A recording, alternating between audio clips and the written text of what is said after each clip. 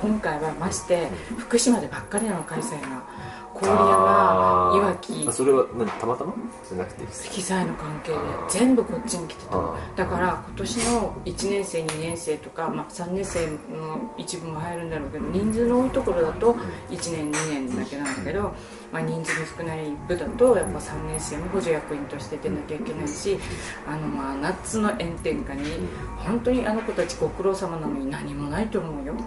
何もないってご苦労様の一言も、それこそ東電さんからこんな状態になって申し訳ありませんでしたの、何もないよ。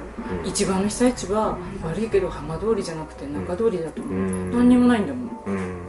受け入れるしかない。そう、被災であって被災地に扱われてないし、一番のはっきり言って放射能も一番高いからね。浜通りの方が低いんだもん。いわきとか福島とか高く出てますよね。そう福島氷も高いでしょ。でなぜか国見と伊達が低くて氷なんで高い。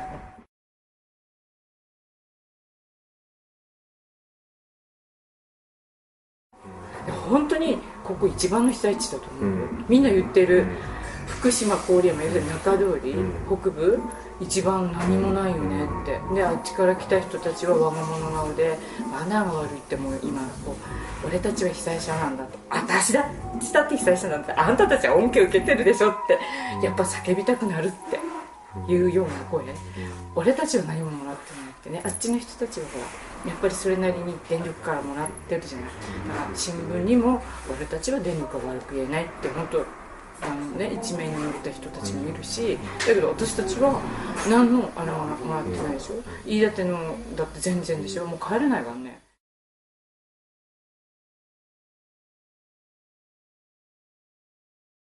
東は承諾書得て、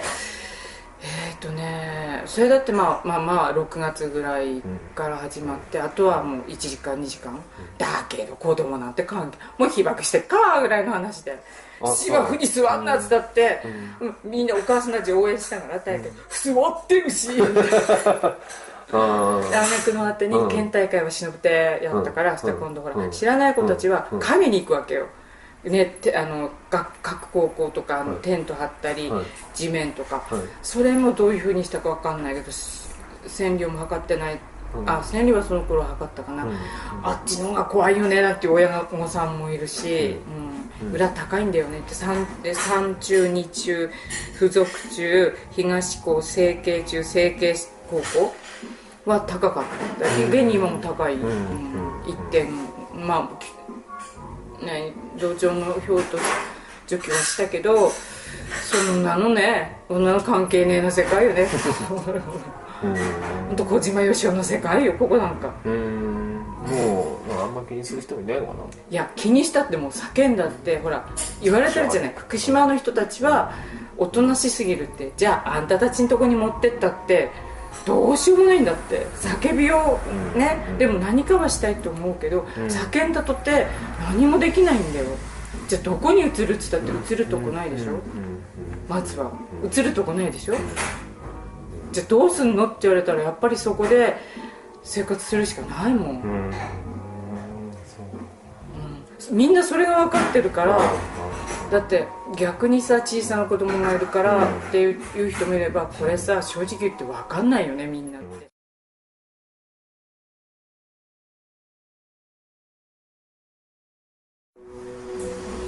だからもうなんかで何を信じていいのか分かんない。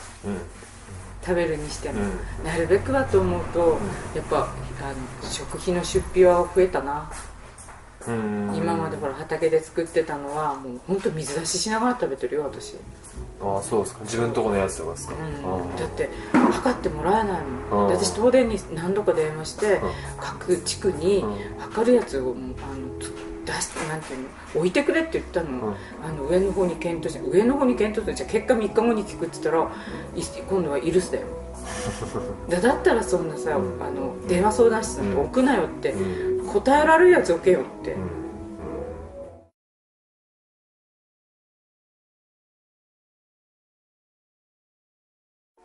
県だってさ、ほら私はやっぱり被災地の要するになんていうの、避難所にね1日おきぐらいでもいいから移動しながら国会議員行くべきでしょ。高い給料もらっててさ、今度は返還しないんだってね。おかしくね。最低賃金って300万ぐらいだね、年収300万返せませんってで、自分たちは税金はもうね、あれだな、なんか変だよって、そっちのが変だと思う。だってやっぱり議員さんは最低賃金でやって生活が分かんなければみんなのあれなんか分かんないじゃん。一番議員さんだから、私本当に被災地とかなんかにいてほしかったと思う。だって別にね、西の方のね議員さんたち来たっていう700人もいるわけでしょね。都道府県47都道府県だよ。被災地だってさ決まってんだよ。そしたらさね、200人も残ってたら回るじゃないね。入れます何しますって、議員さんってさ、私たちの代表で言ってなんで勝手にあんなことばっかり書いてんのって思っちゃう